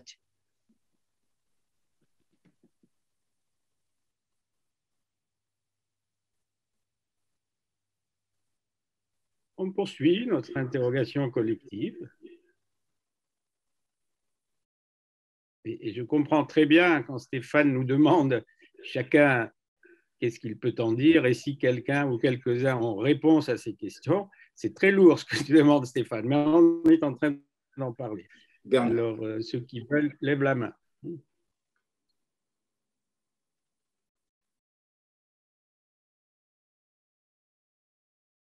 si je peux me permettre encore de taquiner les psys qui sont parmi nous, Aline, très justement, a dit, quand on parle du désir et que c'est rapporté à la nudité, bon, il y en a un autre barbu juif qui en a parlé, mais ce n'est pas pour trop élargir en direction de Freud, mais puisqu'on est en train de déborder un peu sur cette idée de la vision. Et voilà. Bientôt, c'est fini les tickets. Oui, mais c'est mal. Qu'est-ce qui parle? Je vois que Myriam Cohen veut parler. Alors, si c'est elle qui veut parler, on éteint les micros, les autres. Myriam, tu veux parler? Myriam Cohen. Et toi, Tony, qui parle de Freud, alors il y en a parmi les psychanalystes qui, quand ils s'adressent et qui parlent de Freud, ils rapportent quelque chose qui est un des piliers de l'enseignement, si on peut dire, de Freud, c'est la notion du meurtre du père. Du meurtre, on dit, c'est dans Totem et Tabou, que Freud parle de la horde primitive et que la société se construirait par le meurtre du père. Et hier, après que Marc ait parlé donc, de la dracha qu'il a faite, il a été dit quelque chose, c'est que quand Abraham parle avec Yitzhak et qu'on dit « mais où est l'agneau ?» Il dit « où est l'agneau ? Dieu pourvoira. » Et qu'est-ce qui a les cornes emmêlées dans un buisson? On dit d'ailleurs, le Midrash dit que ce bélier est là depuis la création du monde. Il est emmêlé, il attendait là. On parle d'un bélier. Le bélier, c'est le père de l'agneau. Et celui qui va être mis à mort, ce n'est pas le fils, ce n'est pas l'agneau, c'est le père. Alors, bien sûr, on peut rapporter ça de la notion qui est fondamentale dans le freudisme, qui est celle du meurtre du père. Alors, je rappelle une autre vision qui est d'un autre psychanalyste qui met les choses différemment, qui dit que la Bible ne parle quasiment jamais de l'affrontement père et fils. Elle nous parle par contre tout le temps d'affrontement entre frères. Et que finalement, il n'y a pas que la notion de meurtre du père, mais tout est basé sur comment vivre avec son frère. Et à part Yitzhak et Ishmaël, qui sont plutôt amis et qui vivent en paix, et qui ça peut être une leçon pour nous d'ailleurs dans le présent, on est sans arrêt confronté depuis Caïn et Abel, depuis Ésaü et Jacob, depuis, il y a d'autres exemples encore, ou les frères de Joseph. C'est toujours des meurtres ou quasiment meurtres ou tentatives de meurtre entre frères. Rarement cette notion d'opposition du fils et du père intervient, si ce n'est dans la Akedat Yitzhak, justement, où symboliquement, le père est tué à la fin. Alors, je ne sais pas comment est-ce qu'il faut en déduire. Bon, s'il y a des psychanalystes, ils peuvent s'en emparer. Non, mais je trouve ta remarque vraiment formidable parce que effectivement, il me semble que c'est une des grandes différences entre le récit biblique et la mythologie grecque. C'est qu'effectivement, dans le récit biblique, de manière générale, les patriarches s'aiment entre eux. Les problèmes arrivent effectivement, les problèmes ne sont pas verticaux, ils sont horizontaux. Les problèmes sont entre frères. Tandis que si l'on regarde l'essentiel de la mythologie grecque, la haine est à tous les étages. Si on prend les Atrides, ils se détestent entre époux, entre père et enfant, entre frères et sœurs. Et c'est un schéma de relations familiales toxiques qu'on ne trouve pas dans la Bible. La toxicité des relations familiales dans la Bible, elle est exclusivement horizontale et elle finit par se résoudre. Et il y a là une différence, je pense, qui mériterait d'être approfondie. Et c'est vrai que si pour parler d'Yitzhak, c'est que Yitzhak, on n'en parle pas beaucoup, on est tout le temps en train de parler plutôt d'Abraham ou de Jacob. Yitzhak, on a l'impression que c'est un intermédiaire. Mais il nous enseigne quand même, quand on voit qu'à un moment donné, on dit que Yitzhak va rendre visite à Ishmaël qui vit près d'un puits. En fait, la fraternité entre Isaac et Ishmaël, on n'a pas de mention d'une opposition entre les deux. Et cette fraternité d'Abraham, c'est en fait la fraternité des deux frères, Ishmaël et Yitzhak, qui sont à l'origine des peuples arabes et juifs. Et il y a peut-être un enseignement pour le présent. Il faut retrouver cette fraternité d'Abraham. Et d'ailleurs, Rachi nous dit encore une chose, c'est qu'après que Sarah sera morte, elle va mourir dans la semaine prochaine, si on peut dire, il y a Abraham épouse une femme. Je ne me rappelle plus du nom de la femme qui est donnée, mais Rachi nous dit que ce nom-là, c'est Agar. En fait, Abraham va épouser à nouveau Agar. Et il aura plein d'enfants encore avec Agar. C'est ce qui est dit dans le prochain épisode. Et donc, parlons des rivalités entre frères et aussi d'une proximité entre Isaac et Ishmaël qui sont réconciliés. On n'en parle pas beaucoup parce qu'on parle surtout des problèmes, on ne parle pas quand ça va bien. C'est comme aux nouvelles. Alors ça nous questionne, c'est vrai, puisqu'on est dans une période d'affrontement par rapport à Israël entre les Arabes et les Juifs. Mais bon, dans l'histoire, c'est peut-être qu'un épisode, cet affrontement. Il n'y a pas toujours eu affrontement. Il n'y aura peut-être pas toujours non plus. Peut-être une leçon à tirer. Dieu t'entende. Je crois que Robert a demandé la parole. Pardon, Robert, à toi. Oui, d'abord, je rejoins tout à fait Micro. ce que Stéphane vient de dire. Isaac, dans ce qu'on lit, est un personnage Micro. pâle. On entend mal, Robert, on entend mal. Il n'a pas d'existence. Ah, vous m'entendez? Non. Je vais essayer de parler plus Si, fort. on t'entend, mais parle plus près du micro. On n'a pas entendu ta dernière phrase. Tu veux bien la reprendre? Je pense que c'est un problème de bande passante. Oui. Ah. Rejoue un personnage pâle par rapport à Abraham et par rapport à Jacob. Il ne se passe pratiquement rien avec lui. Or, dans notre tradition, dans c'est dommage, on entend. le rituel, qu'est-ce qu'on dit d'Isaac? Oufar Yitzhak, on le répète tout le temps. Isaac a eu peur. Il a eu peur sans doute, comme je l'ai dit tout à l'heure, parce qu'il a vu son père prêt à le sacrifier en levant le couteau. Mais cette peur de Isaac est quelque chose qui est dominant dans ce personnage. Et donc, par rapport à tout ce qu'on vient de dire sur les rapports entre père et fils, entre frères, etc., voilà quelque chose qui est dominant pour moi. C'est la peur de Isaac.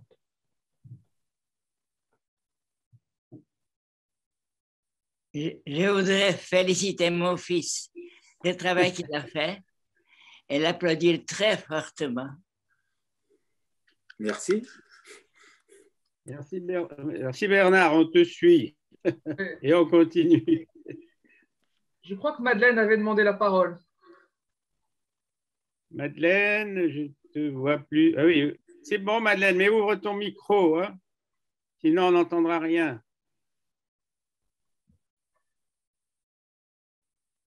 C'est bon? Même Dieu, au moment de la tour de Babel, il dit « Je descendrai et je verrai ». Là encore, Dieu lui-même a cette vision. On ne peut pas dire, il le sait déjà, il l'a déjà vu, il n'a pas besoin de descendre. Et pourtant, il faut qu'il descende et voir les choses lui-même, voir la tour, voir ce qui se passe. Mais le je verrai, il y a la même phrase dans Vayera, et c'est une valeur de jugement. Ça veut dire que pour pouvoir juger, et ce n'est pas à distance qu'on juge, il faut être présent, il faut voir les choses, il faut écouter les parties, si on peut dire. C'est en fait une leçon qui est donnée par rapport à un châtiment. On ne l'applique pas comme ça. Je pense que dans les deux cas, il y a un châtiment, le châtiment de Sodome ou de la tour de Babel, et c'est le sens de ces deux phrases. Je descends et je verrai, je jugerai en fait, sur place, je verrai les choses. Et c'est comme on dit les envoyés de Dieu, ils arrivent le soir à Sodome en quittant Abraham. Ils mettent, à l'époque, je ne sais pas s'ils avaient de la téléportation, mais enfin, ils n'étaient pas obligés de mettre une grande quantité de temps pour aller de chez Abraham à Sodome. Dire, on laisse le temps. Ils sont arrivés tard à Sodome après avoir vu. comme quoi un jugement, ça ne doit pas être fait immédiat à distance, il faut être présent sur place, il faut laisser aux gens le temps je dirais pas de s'amender, mais enfin, avant que Sodome soit détruite, il y a eu un laps de temps que Abraham a mis à profit pour marchander d'ailleurs. Oui, mais Abraham ne se précipite pas pour tuer son fils tout de suite. Quand Dieu le lui demande, eh ben, il va dormir. Il remet au lendemain. Comme quoi c'était tellement fort, il est évident qu'il n'a pas pu dormir puisqu'il va se lever de bonne heure, va y acheter, etc. Donc il passe une vie à se demander mais comment je vais faire pour accomplir ce que me demande Dieu. C'est une épouvantable qu'Abraham il ne sait pas se précipiter tout de suite pour sacrifier son fils. Donc là aussi, on voit une hésitation, même chez Abraham, et à la fin, comme vous l'avez dit, ben, tu veux me prouver, d'accord, allons-y. Et j'ai beaucoup admiré cette réflexion, c'est celle-là qui me paraît bonne, parce qu'Abraham dit comment? Il m'a promis une postérité, etc., et maintenant il veut que je le tue moi-même. Et donc il va, et il voit. Et c'est là où la vision intérieure, ou peut-être extérieure, je ne sais pas, il voit le mont Moria. Isaac, lui, voit qu'il n'y a pas d'animal pour le sacrifice sinon lui. Et cette vision, elle va tourner tout le long de la Bible. Les explorateurs, ils ont raconté ce qu'ils ont vu, mais ils ont oublié la confiance en Dieu, qui les a tirés d'Égypte et de l'esclavage et les miracles qu'il a fait. Ils se contentent de dire, ils n'ont pas menti, c'est vrai, mais ils n'ont pas montré la confiance. Il y a ça, mais on est capable avec Dieu de les vaincre. C'est ça la différence entre la vision de l'explorateur lambda et Josué, etc. Donc, il y a quand même dans chaque fois le verbe voir ici, il faut l'analyser de façon étymologique, bien sûr, mais psychologique et même, je dirais, médicalement, parce que Stéphane, lui, on le sent très bien, le médecin derrière, quand il fait son commentaire. Et c'est très important parce que ça a encore plus de valeur, si vous voulez, dans la mesure où c'est un médecin qui vous dit est-ce que c'était une DMLA, est-ce que c'était une cataracte, mais c'est vrai qu'on ne sait pas. Ce que l'on sait, c'est que Isaac a 37 ans, qu'il a vu qu'il allait sacrifier, et il a vu la Shekhina. Et donc, c'est cette peur-là, Parat Israël, qu'on va voir tout le long de la Bible, on va la ressortir. Je n'ai pas le choix, j'ai peur, mais je dois me soumettre à Dieu. C'est Dieu qui le veut. Il se laisse doter. Et je crois que c'est ce... Merci Stéphane de cette analyse lui-même. On ne l'avait jamais vu comme ça, mais vraiment, maintenant, tout le long de la Bible, on verra le verbe voir. Et on comprendra peut-être. Merci Madeleine. Stéphane, tu veux reprendre, tu veux rebondir? Non, je suis d'accord. Hein, c'est vrai que le verbe voir, on va sans doute être à l'affût de le voir encore dans les autres sidrotes. Peut-être que ça nous permet de faire des liens. Et moi, ce que je trouve intéressant, c'est quand on dit pour la tour de Babel, c'est les mêmes mots qui sont utilisés. Et c'est vrai que quand on voit les mêmes occurrences, on nous dit que c'est là qu'il faut faire des rapprochements quand les mêmes termes sont utilisés, comme dans Metzarek à un endroit et Metzarek à un autre, où il descend et il verra. Et peut-être qu'on va être plus vigilant, entre guillemets, à essayer de les trouver, hein, ces correspondances qui permettent d'éclairer un thème par rapport à un autre. C'est comme ça que ça fonctionne. Hein. Tout le Talmud est fait, on fait une référence sur un autre et on donne une nouvelle explication à un sujet. C'est la richesse. C'est les liens, c'est les hyperliens. C'est comme s'il y avait des hyperliens à l'intérieur de la Bible. Il y avait déjà Internet. C'est ces correspondances qui permettent de faire des liens transverses.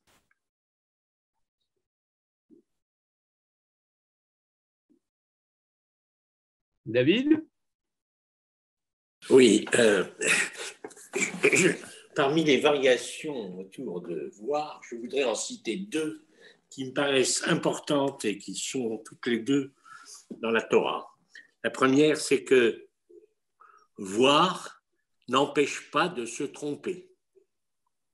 On ne te voit pas, David. Le meilleur exemple. Vois pas. Tu peux te déplacer. Le meilleur exemple, c'est celui que vient de citer Madeleine, à savoir l'épisode des Meragelim, les explorateurs. Au fond, ils voient des choses, mais ils ne les comprennent pas, ils ne savent pas les interpréter. Ou plus exactement, ils ne comprennent pas le sens de la parole divine qui consiste à avoir attribué cette terre pour en faire un usage différent de celui auquel les habitants de cette terre se livrent.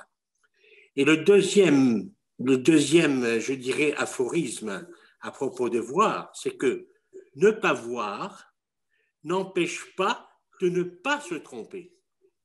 Et un exemple de cela est donné par la comparaison des bénédictions que Isaac, devenu aveugle à la fin de sa vie, adresse à ses enfants. La première bénédiction, c'est une bénédiction qu'on peut appeler une bénédiction tromperie. Il l'adresse à Jacob en pensant en fait qu'il est face à Ésaü. Et qu'est-ce qu'il lui dit? Il lui dit au fond tout ce que est Ésaü, c'est-à-dire il aime la richesse, il aime le pouvoir et il lui promet de la richesse et du pouvoir. Autrement dit, c'est un père qui aime son fils, non pas pour ce qu'il devrait être, mais pour ce qu'il est. Et si on compare cette bénédiction que fait donc Isaac à sa mort, à ses enfants, à celle qu'il fait à Jacob, sachant qu'il a affaire à Jacob, avant que Jacob ne rejoigne la maison de Laban. Eh bien, dans ce cas-là, qu'est-ce qu'il lui promet? Il promet exactement la promesse qui a été faite à Abraham, c'est-à-dire une descendance et une terre. Autrement dit, là, quand il sait qu'il a affaire, sans le voir, à Jacob, il lui promet ce qui est conforme à Jacob. Et quand il fait la bénédiction à Jacob en pensant que c'est à Ésaü, eh bien, il adresse à Jacob, donc à Ésaü, puisqu'il pense que c'est à Ésaü, exactement ce qu'est Ésaü. Autrement dit, dans ces deux épisodes, on constate une chose, c'est que ne pas voir n'empêche pas de ne pas se tromper. On peut ne pas voir sans se tromper. Voilà ce que je voulais dire. Mon fils a parlé beaucoup d'Abraham et de Dieu. Je pense qu'il aurait dû peut-être ajouter un mot sur Sarah. Parce qu'ici, Sarah est morte. Elle est morte tout de suite après avoir entendu par des gens bien présents que si Abraham est monté avec Isaac sur la montagne, c'est écrit dans la Bible qu'Abraham est descendu seul. Isaac est resté. Des gens corrects et très bons a immédiatement signalé à Sarah, qui est morte sur place probablement d'accident cardiaque. Parce que Chaya et Sarah suit tout de suite la mort, elle a laissé de tuer Isaac. Elle a appris qu'Abraham est entendu seul.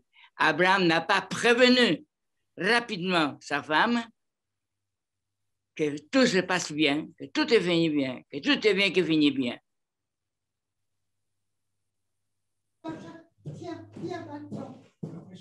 La mort de Sarah n'est pas une bonne fin. Il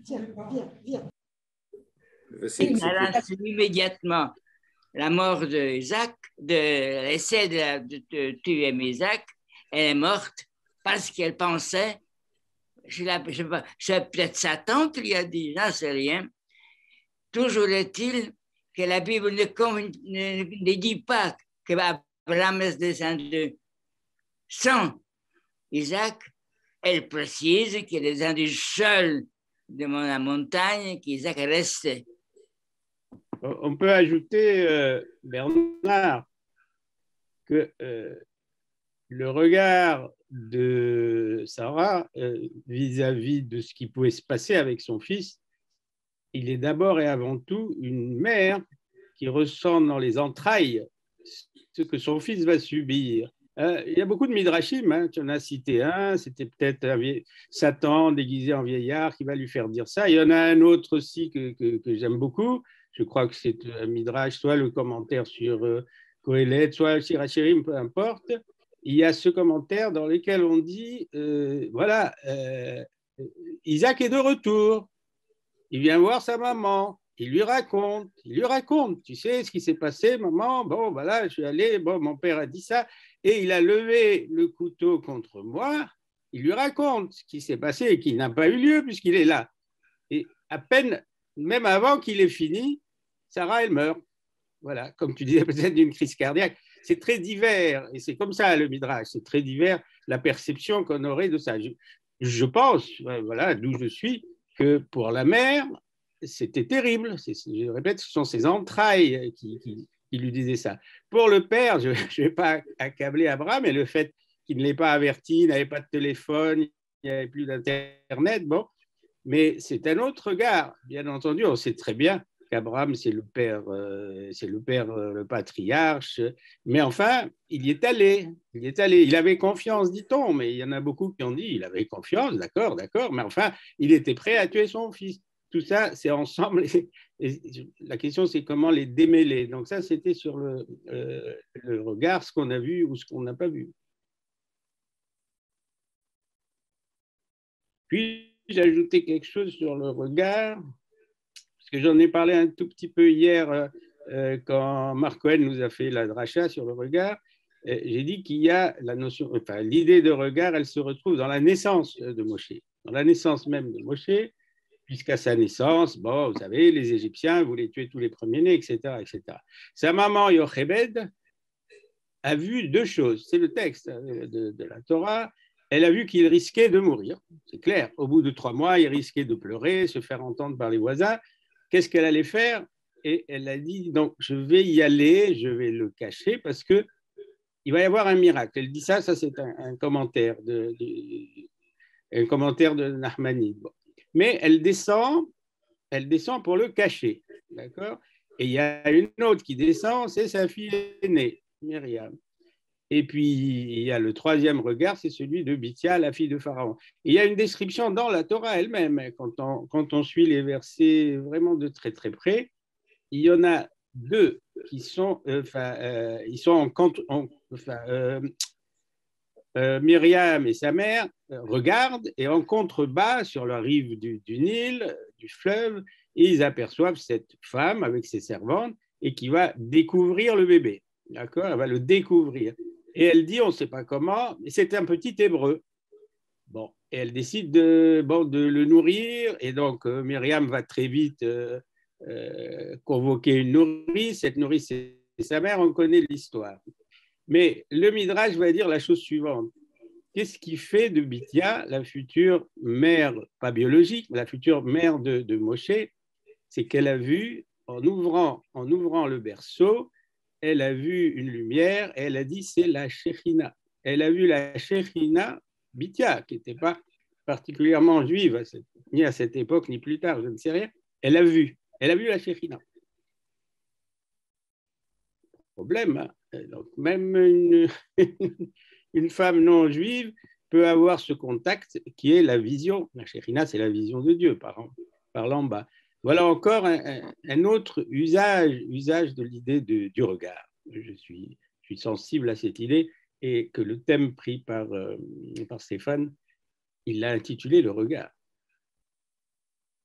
Et je m'excuse d'avoir dérivé un peu sur Freud, ce n'est pas la question, c'était un peu pour l'idée qu'a lancée Aline, le désir, je ne sais pas trop, là, dans l'histoire même du texte biblique. Mais évidemment, il y a le désir de ne pas voir, le désir d'avoir vu, le petit enfant, ça c'est du côté des petits. Et on raconte comment ceux qui, par hasard, ou on ne sait pas trop comment, voient les parents en train de faire l'amour, ça va peser très très lourd par la suite. Ça, c'est M. Freud. Mais laissons cela.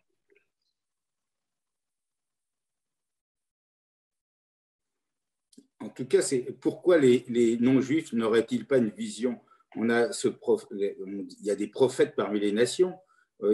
C'est connu, l'ânesse, l'histoire de Balak, Bilam. Dieu parle aussi à des non-juifs.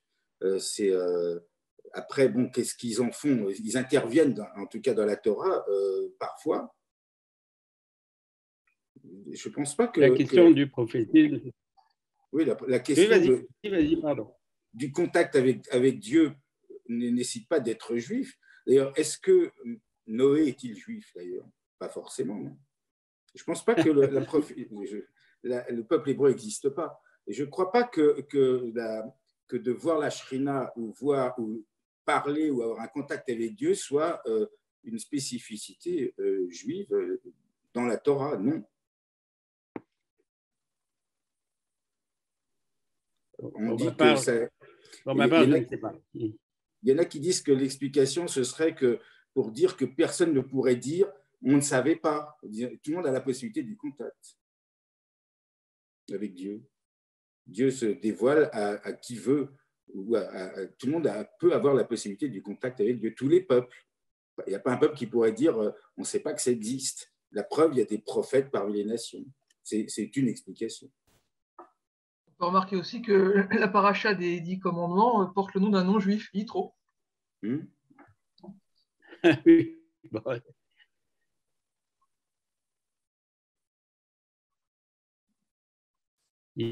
Yitro qui ne va pas suivre son beau-fils dans la traversée. Mais bon, c'est encore autre chose. Quand on fera la paracha dans Shemot de Yitro, je suis sûr qu'on reviendra là-dessus.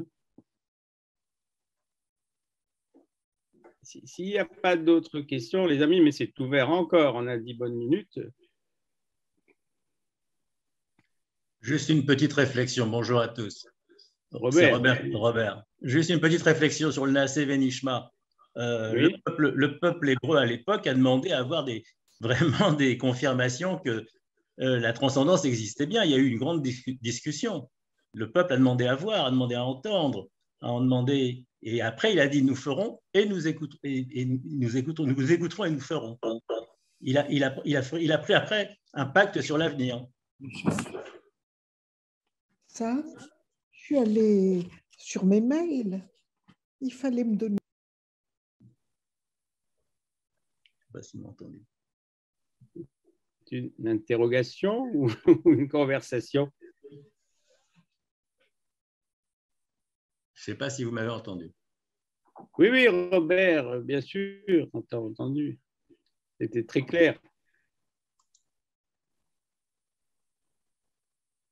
Juste dans Nous verrons et nous entendrons, tu sais bien que la première fois qu'on a affaire au récit, si j'ose dire, qui vient d'en haut, les Hébreux obéissent dans un premier temps. Et disons, nous ferons, c'est-à-dire on va y aller, et ensuite nous entendrons au sens de comprendre. Mais quand c'est Moïse, lui, qui raconte la chose, il y a une inversion, c'est nous entendrons d'abord et puis nous ferons après. Ce qui voudrait dire que même quand on dit nous ferons et nous entendrons, il y a un petit peu quand même d'une compréhension, faute de quoi, on ne sait pas très bien ce que voudrait dire l'obéissance des Hébreux à la loi, aux 10 commandements. Mais ça, c'est encore une fois pour rendre plus, comment dire, plus phosphorescent le texte de la Bible.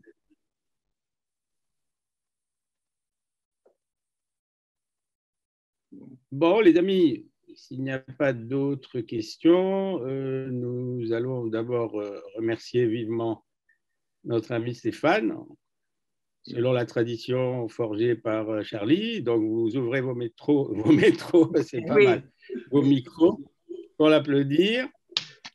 Merci. Merci à tout le monde. Merci beaucoup à toi, Stéphane.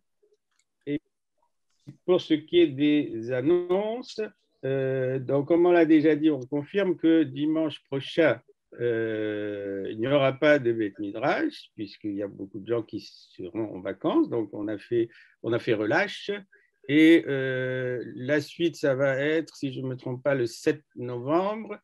Aline, tu nous rappelles qui intervient le 7 novembre? Tu ouvres ton micro, Aline. Micro, oui, vas-y. Oui, je te demande un instant pour aller vérifier et je vous le dis tout de suite. Oui, je crois que c'est Danny Bitter. Ah, voilà. C'est parfait. Charlie. Voilà. Il nous a déjà fait une conférence passionnante sur le sionisme avant Herzl. Et là, il va nous faire une conférence sur un autre courant idéologique qui est, on peut dire, le contraire du sionisme, qui est le Bund. Ça s'appelle les 4 vies du Bund. Mais c'est extrêmement intéressant parce que c'est aussi une page de l'histoire juive, malheureusement une page tragique qui s'est très mal terminée. Mais qui est une page aussi, on peut dire glorieuse par le dévouement et le très haut niveau de moralité que les militants du Bund et le grand courage qu'ils ont manifesté et qui, encore une fois, malheureusement, s'est terminé par le nazisme et le stalinisme. Voilà. Donc, à l'écoute, c'est Danny Bitter est absolument passionnant. Un historien vraiment passionnant.